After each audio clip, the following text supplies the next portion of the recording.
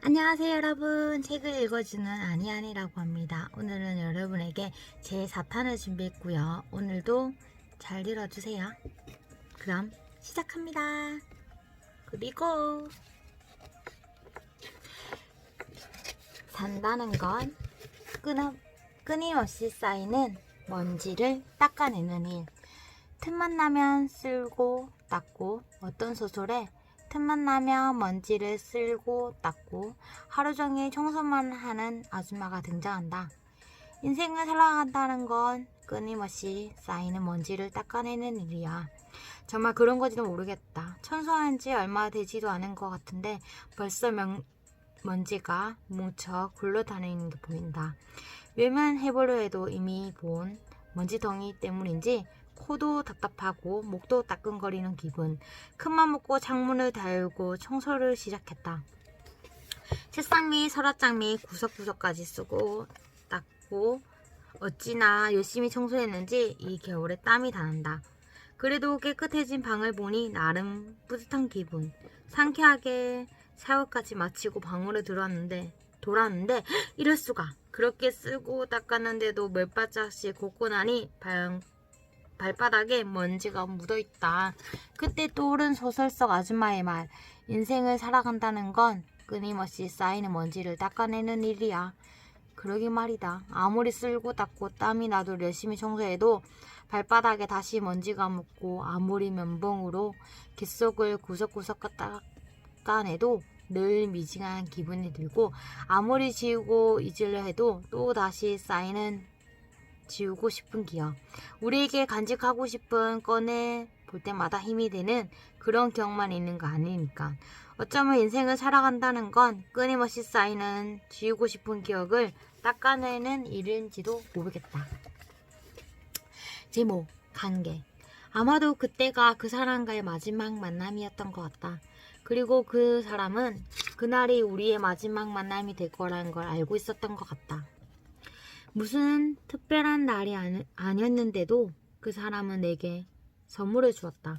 책이듯 보이는 선물은 난 그 자리에서 풀어보려 했고, 그 사람은 그러지 못하겠다. 그 사람과 헤어져 집으로 돌아와 서둘러 포장을 풀었을 때 역시 그 안에는 책이 한 권 들어있었다. 그 책의 제목은 관계. 이제는 시간이 많이 흘러 그 책의 내용은 하나도 기억나지 않는데 그 책의 첫 장을 넘겼던 순간, 그리고 그 책 첫 페이지에 적혀있던 그 사람의 글귀만은 아직까지도 생생하게 기억난다. 우리는 어떤 관계였을까? 그 사람과 나는 정말 어떤 관계였을까? 지금까지도 문득문득 그 질문이 내 머릿속에 떠오르지만 난 아직도 그 답을 갖지 못했다.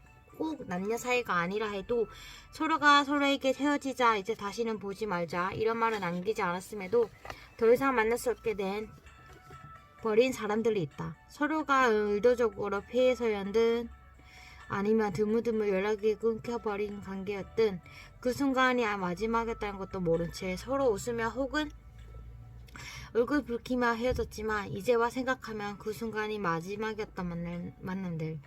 가끔 그런 생각이 든다. 이제는 더 이상 만날 수 없는 그들에게 나는 어떤 존재로 기억되고 있을까? 우리가 어떤 관계로 기억되고 있을까?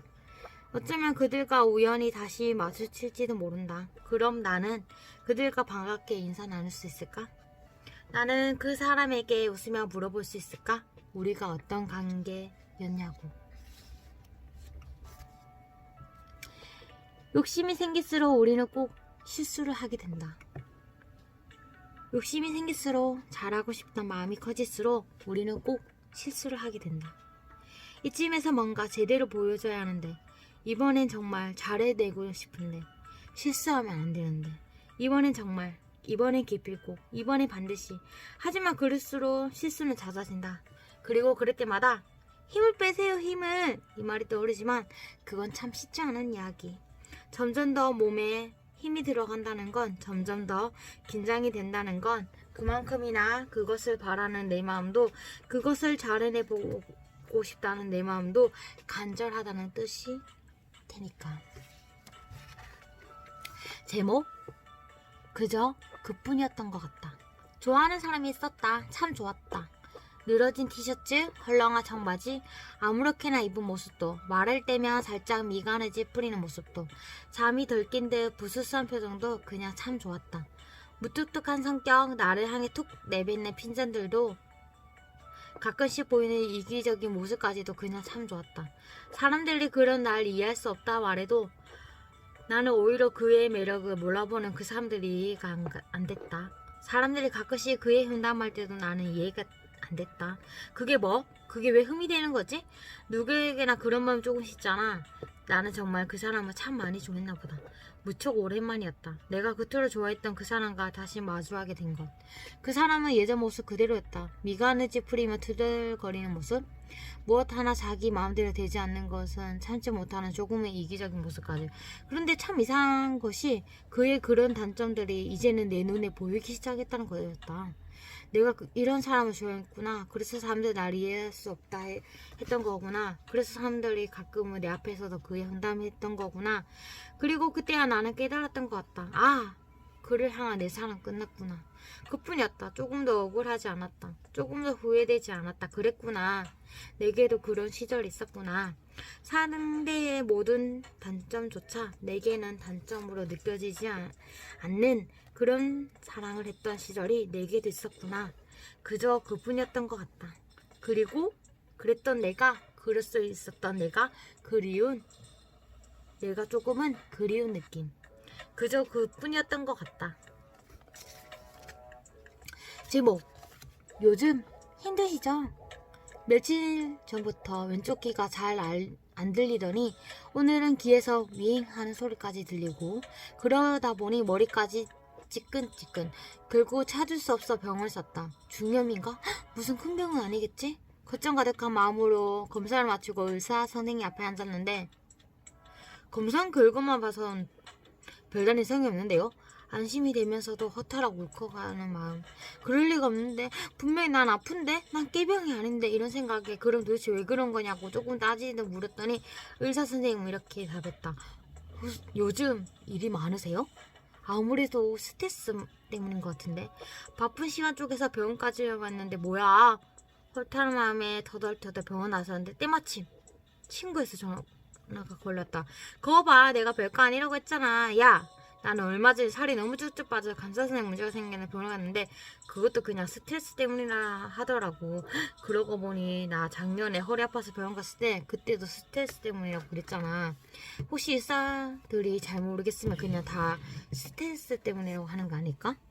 스트레스가 만병의 근원이란 거, 현대 질병의 대부분이 스트레스 때문이란 걸 부정하고 싶은 건 아닌데 그냥 그런 생각이 들었다.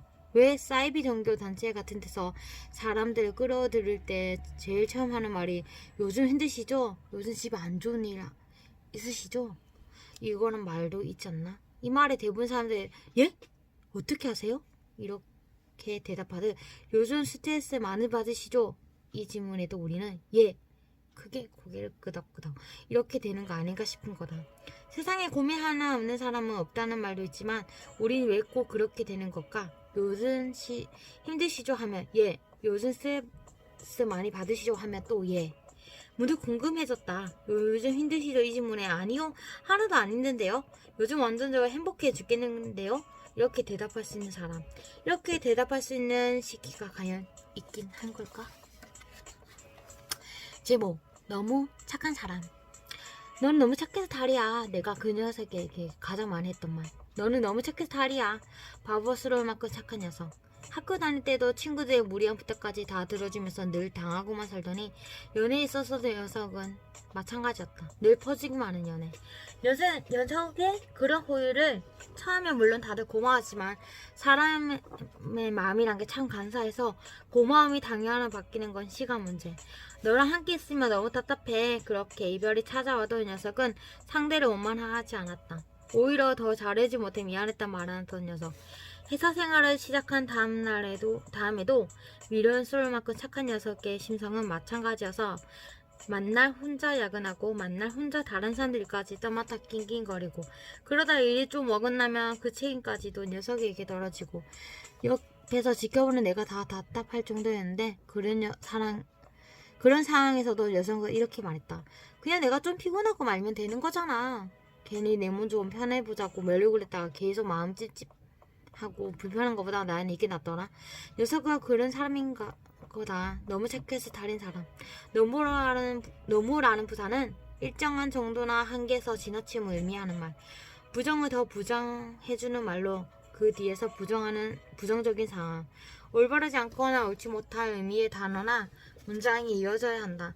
그런데 너무 착한 사람이라 좀 쓸쓸하다. 우리는 지금 그런 시대를 살아가고 있는 건 아닐까? 너무 착해도 너무 고다도 안 되는 세상. 지나치게 좋은 사람은 좋은 사람 인정받을 수 없는 시대를 살아가고 있는 건 아닐까 하는 생각에. 제목, 그럴 수 없었던 나. 친구와 내가 참 많이 좋아했던 영화 감독이 있다.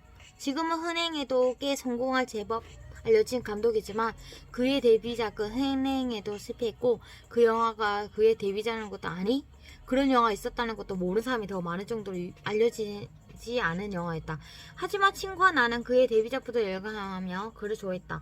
항상 그의 다음 작품은 기다리고 기대하고 잡지 한 기둥에 실린 짧은 그의 인터뷰 기사 하나에도 열을 올리며 많은 이야기를 주고받고 그랬던 것 같다. 그렇지만 몇 해 전부터 그에 대한 나의 관심은 완전히 식어버렸다. 그의 최근작들이 계속해서 내게 실망을 안겨줬기 때문이었다. 기대가 컸던 만큼 실망도 컸다. 처음 그의 작품에 실망했을 때 끝장을 나오면서 다시는 그의 영화를 보지 않겠다 결심했지만 다음 작품이 나오면 혹시나 하는 마음에 또 끝장을 찾았고 그때마다 실망은 더해갔다. 그런데 며칠 전 예전에 나와 함께 그 감독에 열광했던 친구를 만났는데 친구는 아직도 그 감독이 좋다고 말했다.